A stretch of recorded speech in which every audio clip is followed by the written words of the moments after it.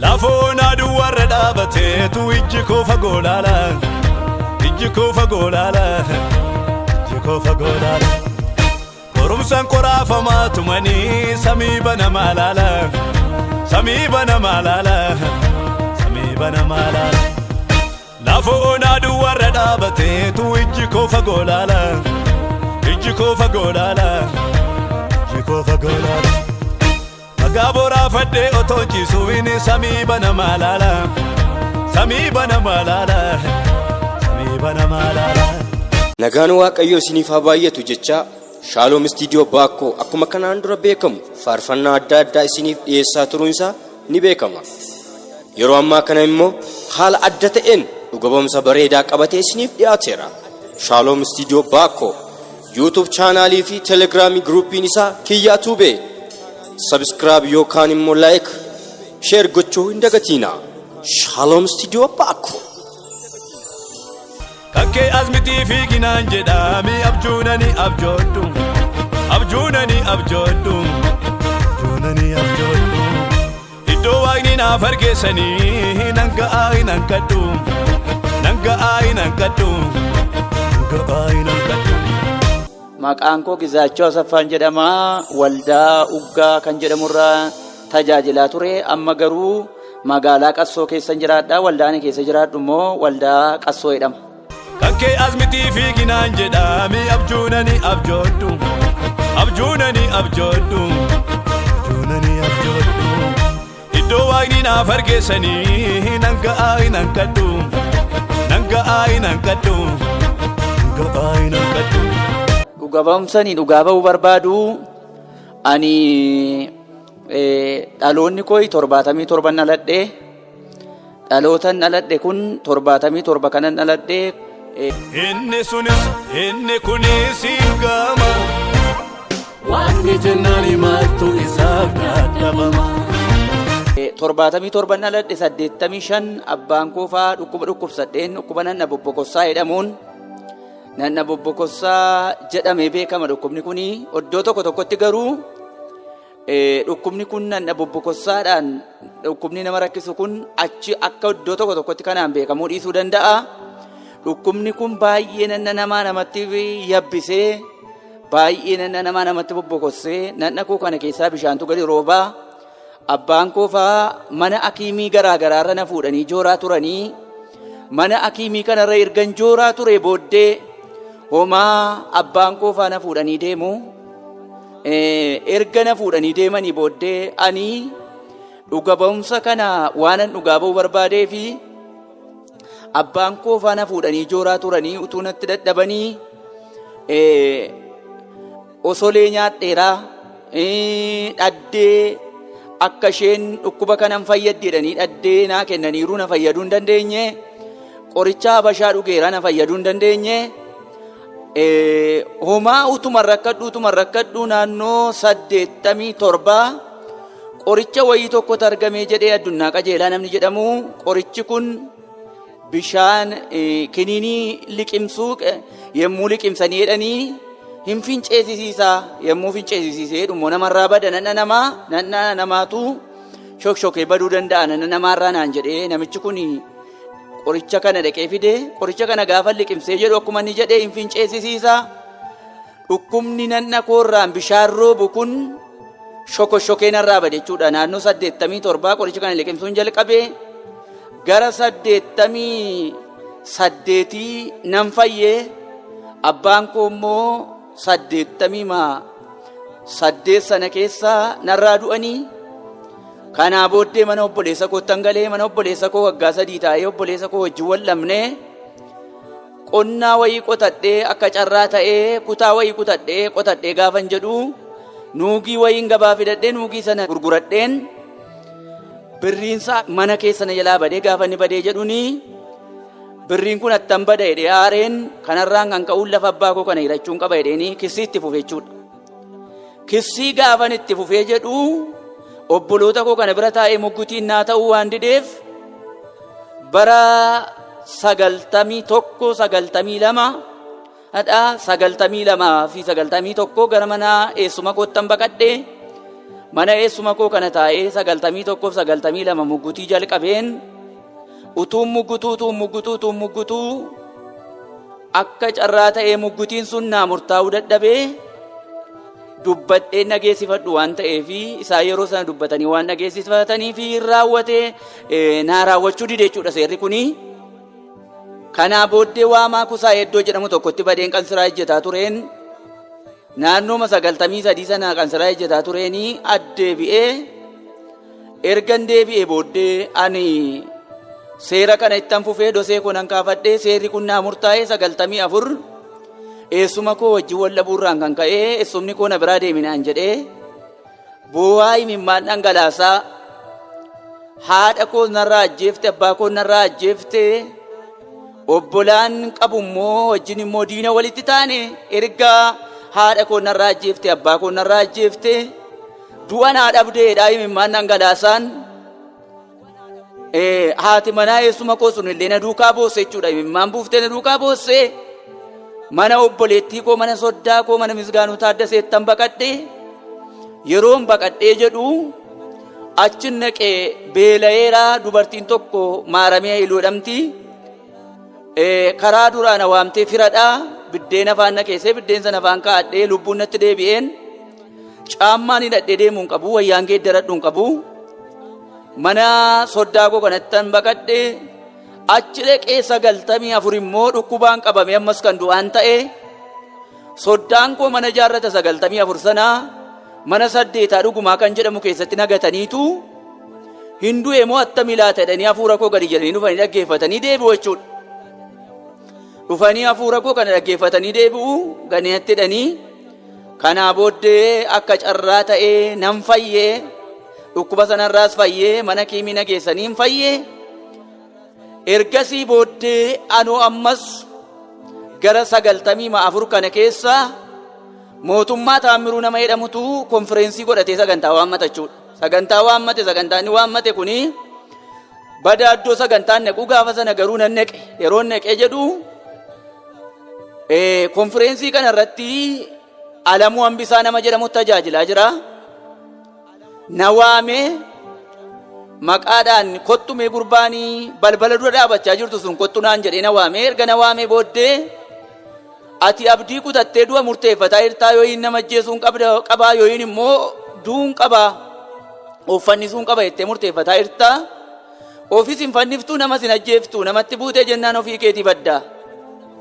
Ani Waaqayyo dhimman sirraa qabaa gara mana kootii dhaqii yooti mana koo dhaqxee ani dhimman sirraa qabaa dhimman sirraa qabu kana dibatan si dibata sirra kaayeen dibata humna addaa sirra kaayeen hojii siin hojjechuu barbaada waan ta'eef dibatan si dibaatii dhaqi yerooti gara mana kootti deebitee jettu dibatan si dibu kana nama tarkasaa sirra kaayee si diba miti akka isaa oolan bakkeetti si dibaanaan jedhee Waaqayyo karaa Alamuu Hambisaa mana mootummaa Taammiruu nama jedhamu kanatti natti dubbata ture. Kanaa booddee erga Waaqayyo dubbate booddee nanne anoo ergaa sana fudhachuu hin dandeenye tajaajilaa fi barachuudhaan masaggabameen jira. Tajaajila tajaajiluu hin murteessine dhukkuba lamaan dhukkubsadha yoo mana koo dhaquu baatte naan jedhee dhukkuba rajiijii kan jedhamu dhukkuba garaa keessaa dhiitessee garaa keessatti nama dhiita'u kanaan qabamtee dhukkubsatta naan jedhee inni lammaffaa immoo nanna keetu burrata mana koo dhaquu baannaanii ammaaf morma kee gaditti guutummaa burrata yoo garuu mana koo dhaquu baatte immoo dhadda kee murratee namoonni hundumtuu maqasi godhatu yoo mana koo dhaqxe garuu nanna burrina kana sin argitu daftee dhaqxe jennaan jedhee ani immoo ergaa sana amanuu waan hin dandeenyeef nan ture akka carraa ta'ee dhukkuba rajiijii sanaafis dhukkubsadhee waggaa tokko erga rakkadhee booddee alana immoo dhukkuba kanaan erga rakkachaa ture booddee nanni koo kun hin burrate jechuudha. Nama biratti wayyaa baafadhee nanni dhiqachuufi nan saalfadhaa daakaa daakuu nan saalfadhaa isa na burree naan jedhu. Kanaa booddee alanaa rakkadheen kanaa booddee tajaajilattan naqee masaggabame akkuma Waaqayyo jedhe sana akkuma karaa obboleessa kootii Waaqayyo akka isaa oolan bakkeetti si dibanaan jedhe mana Tamasgeen ibsaa gajjallaattanii waan akka balaqqeessi wayinatti mul'ateen dob jedhee lafa dha'een afaan haaraas achumattan haasa'e achumattan dibame kanaa booddee lafa gangalataa ture laga bu'ee dhaqee nanna koo dhiqadheeroon jedhu ammas afaan haaraan natti dhufee dibatan natti dhufee ammas maa inni kun hin jedhe seexana wayinna qabateen jedhe alan akka dibata Waaqayyoo ta'e raajonni naa mirkaneessaa dhufanii alana dibata kana ergan dibame booddee Waaqayyoonis kadhachuuttan fufee raajota bira deemee kadhachuuttan fufee milikitan sirra kaa nanna burrina kana yooti gara mana koo dhattee dibata ergan si dibee booddee sirraa badaa nanni burrinni kee kun hin badaa erga badee booddee halkanuma akkuma nanni kee halkan burratu ammas halkan sirraa badaa wanti harkaan si qabu hin jiru akkasumatti baduusaa duwwaa ofirratti argitanaan jedhee natti dubbate raajiin kuni ergan dibata kana dibame booddee nanni koo inni burrate kun guutummaan isaa narraa badee milikita Eeliyaasiin ittiin dibee nan si dibee milikita kana duwwaa sirratti hafaa inni kaan hin badanaan jedhee akkuma natti dubbate hin bade jechuudha milikinni sun jechuudha narraa bade kan mallattoo Eeliyaasiin ittiin dibee sana bichaa sirratti hafanaan jedhee isa duwwaan narratti hafee jira malee inni kaan narraa bade jechuudha gara dadda kootti inni deemu miti inni kaan narraa bade jechuudha dadda keetti deema yoo diddenaan jedhee nan deemee ergan tajaajila kana dhufee dibata kana dibame booddee mana Waaqayyoo keessattan guddadhe rakkinna jiraatu malee kanaa booddee manuma soddaa koo sana taa'een tajaajilatti fufee tajaajila kana dhufee tajaajilaa ture ergan tajaajilaa ture booddee kanaa booddee lafti sun naa murtaa'eera alan ammoo lafti kunis hin murtaa'e tajaajilan nan jalqabee alan ammoo ergan tajaajilas jalqabee lafti kun naa murtaa'e waan ittiin qotadhu nabe waan ittiin qotadhu dhabee gaafan jedhu Taammiruu Nagaraa nama jedhamu jira achiin naqee araasoo fudhadheenii qotuu jalqabeen araasoo sanaan qoteenii akka carraa ta'ee sangaa bitadhe gaafan jedhu sangaan kun immoo ciifte namni wayii dhufee sangaa kana naa geeddaree sangattii kana gaafa inni naa geeddareedhu sangaan kun alana ammoo inni naa geeddarame kun naa qotuu jalqabee alana gara horii argachuuttan dhufee kanaa booddee tajaajila sittan fufee tajaajila kana itti fufee utuun tajaajilu fuudhee mana dhaabbachuudhaaf fedhiin qaba garuu fedhii kanaan qaba mana dhaabbachuudhaaf fedhiin qaba Waaqayyo garuu lakki turiidha yeroo naqee sanas nan dubbadhaa kana nan dubbadhaa turi lakki kana miti naan jedha maal eessaanaa fidare Waaqayyo kana oomiti jedha kana oomiti jedha eessaanaa fida Waaqayyoon jedhee akka carraa ta'ee Waaqayyo maqaadhumaan waamee natti dubbate innis hin ta'e innis 99 naannoo madaalliidhaaf sabakaatti na waamanii achitti 99 sanaa karaa Waggaarii Addaamuu nama jedhamu maqaadhaan maqaa mashee dha'ee natti dubbate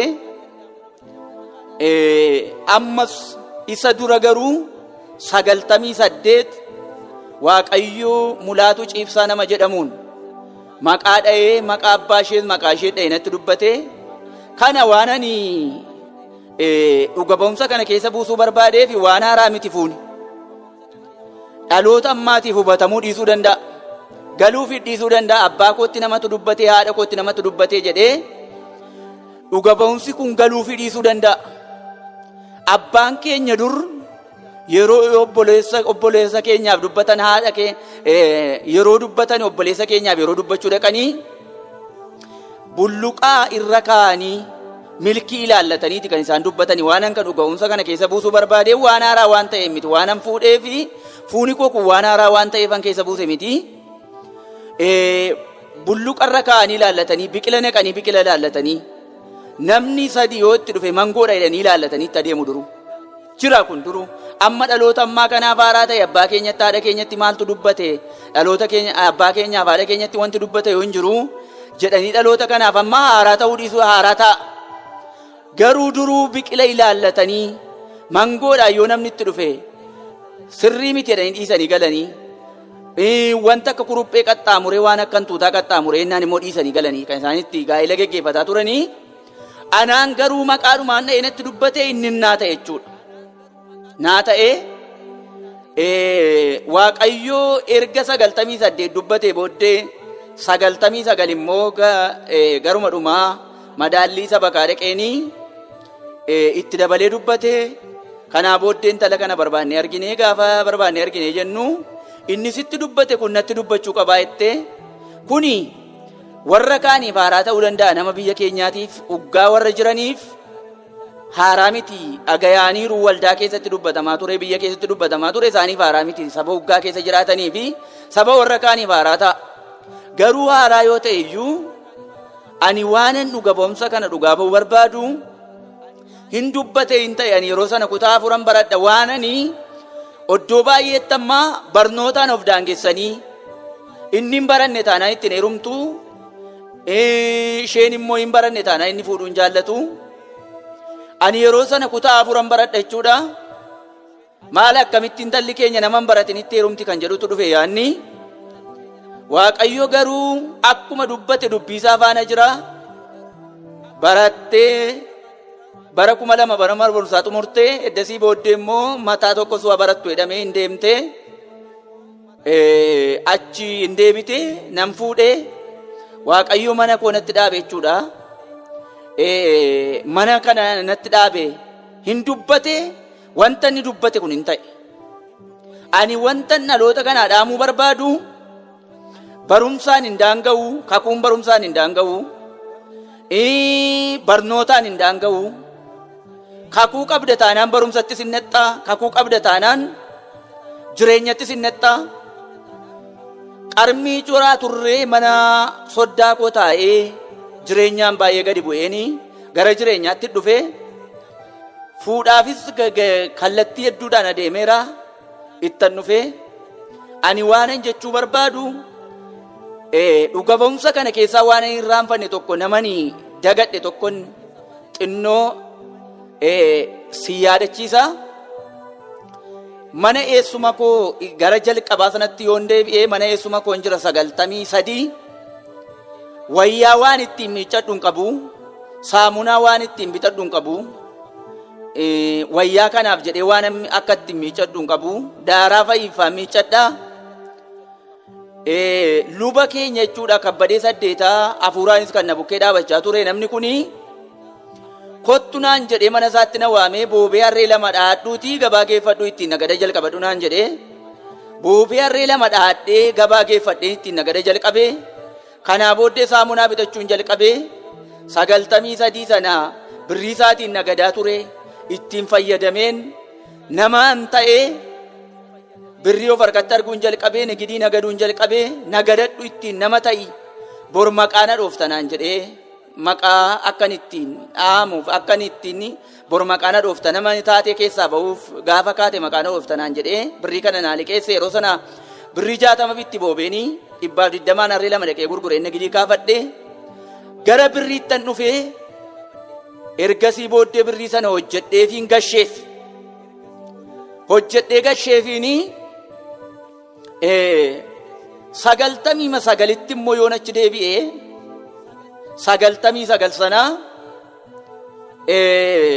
mana bitachuu fi fedhiin qaba birriis hin qabu horii kana hin qabu sangaa qeentee tokkoof goromsa tokko hin qaba dabalaa fi qaaduu namni jedhamu ani mana tokko gurguramaati hin bitattaa jedhee dhufee na gaafate jechuudha birriin hoon jiru dabalaa maal gochuun mana binnaa jedhee gaafan jedhu mee barbaadi qixxee bitannaa naan jedhee Waaqayyo immoo natti dubbate mana kana qixxeen bittu dhuunfaa makee bitta naan jedhee akka carraa ta'ee 99 mana kana nan bitadhee 5,000 bitadhe jechuudha bitadhee ka'ee birrii 3,000 nan qabaa birrii 2,000 dhabe birrii 2,000 dhabeen as joorechi jooree naa liqeessaa jedhee gaafan jedhu maal nuu gashaa liqii nu gaafata namichi kuni maal nuu gashuufi naan jedhanii liqii kanas qees kabbadeen kun kottu namni tajaajilaatu waldaa uggaa keessaa mana bitate jechuun iyyuu waan dinqiidhaa kottu naan jedhe birrii 2,000 naa kennee dhofqee firmaa naa godhee mana kanas naa bite. Manni kun guddatee miti. Leeshoottis jijjiiramee fanaa saayira miti. Mana kana sirriidhuma kan na caalu jira. Ani garuu mana citaa ijaarradhee ittiin gala jedhee kana yaadamne mana namaatis nan ba'a jedhee umurii koo keessatti kana hin yaadne ganama imimmaan koo kanan dhugu galgala imimmaan koo kanan dhugudha. Akka carraa ta'e mana kana 5,000 nan bitadhee ergan bitadhee booddee birrii kana naa liqeessee gaafa argatte naa kanfalta naan jedhee birrii kanas argadhee namicha kanaa nan kennee warri maalnuu kanfala naan jedhanis ani birrii namicha kanaan nan gashee mana kana nan bitadhee dhufeen itti galee manni kun guddateefis miti. Hidhamee immoo yoo leeshootti jijjiiramee jechuu danda'a namni akkaataa hubannoo isaatti isaa fi akkaataa hubatetti dhaggeeffata namni. Ani garuu manuma qorqorroo sana iyyuu nan bitadhee yaanne waan ta'eef bitadhee kakuudhaan nan bitadhee ittan dhufe kanaafan dhugaa ba'a namni akkaataa isaa galetti hubachuu danda'a waan ta'eef xinnoo ishee waanan itti dabalee dhuga bonsa koo xumuruu barbaadu'an bara 2005 fuudhaafan ka'ee gaafan fuudhaaf ka'ee jedhu birriin hin jiru. Birriin hin jiru waan ittiin fuudhuun qabu. Fedhii fuudhuudhaaf tajaajilaa fedhii fuudhee badee achumaanii kaleessan tajaajiltii har'a fedhii fuutee naan jedhu. Fedhii fuudhuun garuu gadhummaadhaaf anaa saayira miti. Yeroo sana keessa tajaajilaa yoo fedhii fuudhee hafuura isaatti gaddeebi'e wayin immoo waan qaanii tokkotti ilaalama jechuudha. Yeroo sana keessa bara 2005dha. Gaafan fuudhaaf jalqabeedhu waan tokko mana keessa hin jiru. Massaaraa iyyuu akka hin taanetti geeffadhee kanaa booddee fuudhaaf ka'eetan waldaa kattaa kan jedhamutu tajaajilaaf na waame jechuudha. Tajaajilaan waldaa kattaa kanatti waamamee neqaa jira. Fuun isaa hoo hafeeraa maal fuudhaa waa'oo mana keessa hin jiru midhaanuuf ciraa mana keessa hin jiru.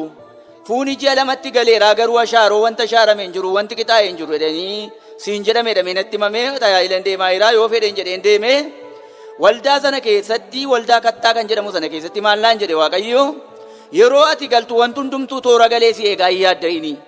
Fuudha kee kana keessa anatu jira. Wanta namatti mattu bichaa toora gashadhu malee ergasii booddee anatu toora neqaa ergan toora galchee booddee namoonni hundumtuu kanan sii godha kanan sii qindeessa siin jedhanii si waamu ati immoo qindeeffachuudhaaf toora gashuudhaaf itti machuudhaaf qindaa'e malee naan jedhe yeroon galu akka carraa ta'e jechuudha. Midhaan harree 3 mana jira. Kanaa booddee midhaan harree 12 bakkeedhaan argadhe wantoota waan akka hundumaa waan ofii kooti waanan ofii kooti of gargaare waan ofii kooti of danda'e hin qabu. Uummanni mogorii kan jedhamu na bukkee dhaabatee na deggereera. Uggaanis na deggereera. Waan hundumaatiin na deggeramee fuudha sana utuu liqii birrii 2,000 utuu liqeeffadheen fuudhee birrii 2,000 duwwaa liqiin irra jira. Ishee immoo gaafa 5 ofirraa baasee akkuma dubbate Waaqayyo raajii 21 fuuni kee akka ajaa'ibaa ta'a. Liqii humnaa oliif hin liqeeffattu. Namni immoo si bukkee dhaabatee maalan si gargaaru jedhee tooran emmee si gaafata akkuma naan jedhee bara 2005 sana tooran emmee na gaafate gaa'ila koo akka ajaa'ibaatti hin geggeeffadhe. Waaqayyo kana naa godhee deennu gaafa barbaada. Magaalaa Qassoo gaafan galee jechuudha. Xinnoo ishee kana dubbadhe waanan keessaa bahu magaalaa Qassoon galee magaalaa Qassoo galuu kana kakuudhaan akkan galu Waaqayyo natti dubbateera. Garuu waan harkan jiru duwwaadha. Magaalaan kun magaalaa guddaa miti garuu namoota gaafa deennaan qoraan bittaadha bishaan bittaadha maal ajiichi galtanaan jedhanii haa ta'u edeen galuudhaaf gaafan ka'ee jedhu nan gale dhaqee manuma kan qabaa manuma soo keessa dhaqee galee waan tokko duwwaadha hin jiru.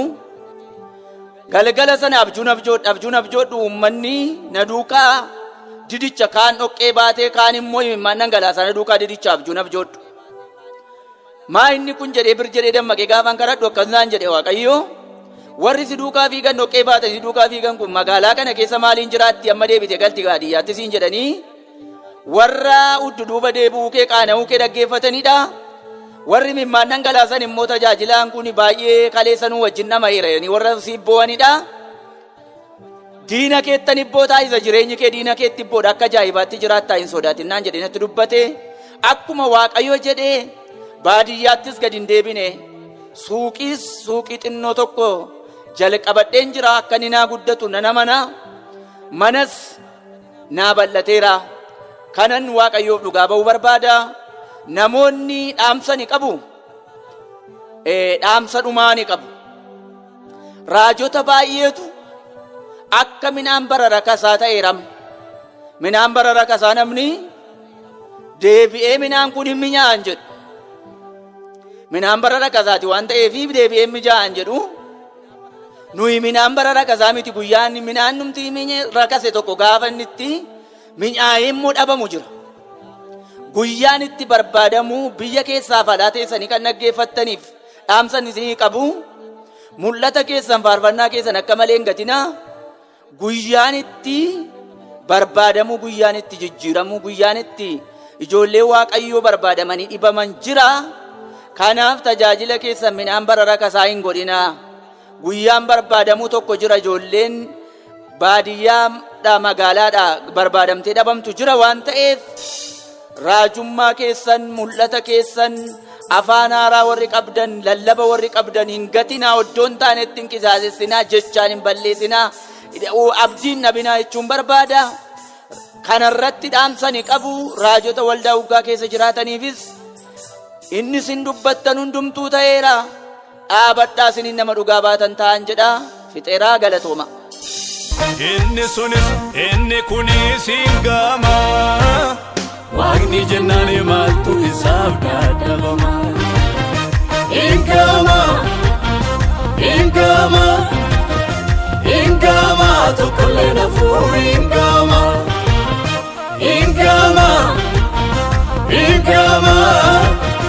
Hin gama tokkollee nafuu hin gama.